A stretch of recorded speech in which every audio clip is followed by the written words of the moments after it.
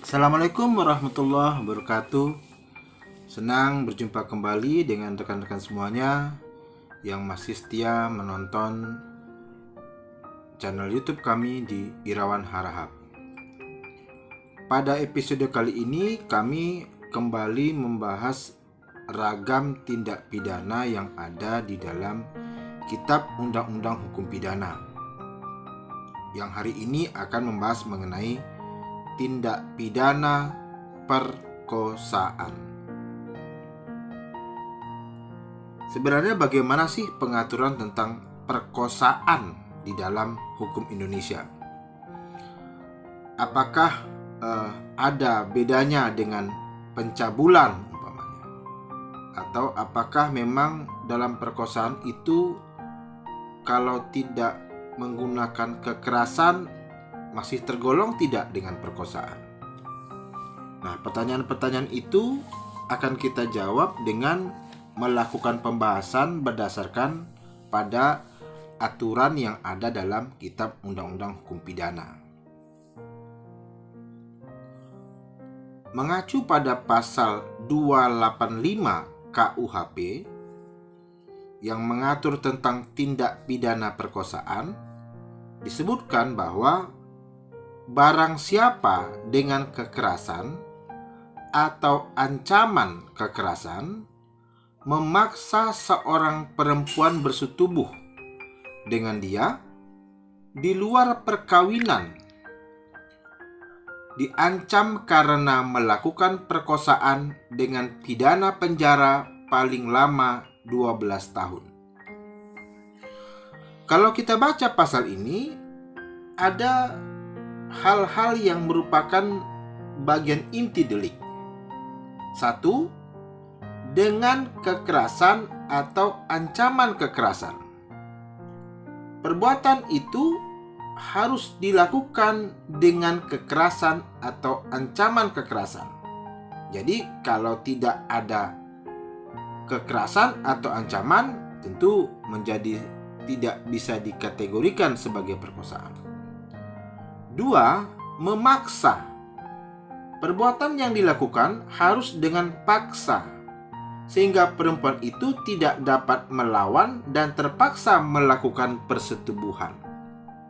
Jadi tidak dengan sukarela, tetapi ada kondisi paksaan. 3. Dengan perbuatan yang bukan istrinya.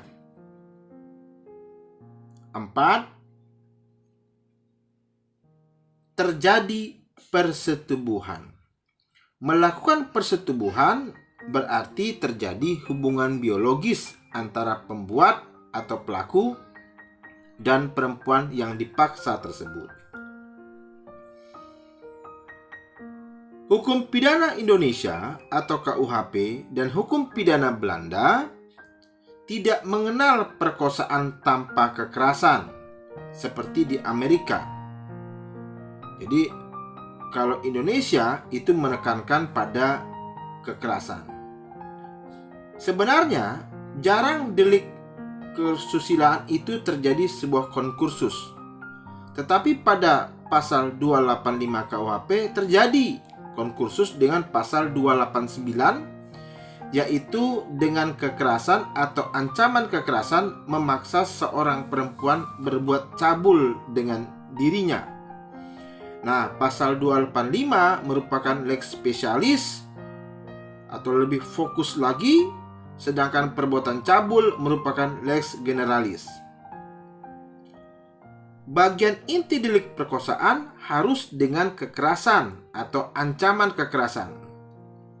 Hal ini sesuai dengan apa yang diuraikan oleh Pak Purwodarminto dalam Kamus Umum Bahasa Indonesia, yang berarti menundukkan dengan kekerasan, menggagahi, memaksa dengan kekerasan. Misalnya memperkosa istri orang lain, memperkosa gadis yang belum berumur. Yang kedua, melanggar, menyerang, dan sebagainya dengan kekerasan. Nah, kita urai kembali Intinya adalah barang siapa dengan kekerasan atau ancaman kekerasan memaksa seorang perempuan bersetubuh dengan dia di luar perkawinan diancam karena melakukan perkosaan. Dan ingat, ancaman pidana penjaranya adalah paling lama 12 tahun. Demikian, hari ini kita membahas mengenai tindak pidana perkosaan sebagaimana diatur dalam pasal 285 KUH Pidana. Semoga apa yang kami sampaikan dapat bermanfaat, dan jika dirasa bermanfaat, silakan subscribe channel kami, like, komen, dan semoga dapat membagikan bagi orang lain agar mempunyai manfaat yang lebih luas. Terima kasih. Assalamualaikum warahmatullahi wabarakatuh.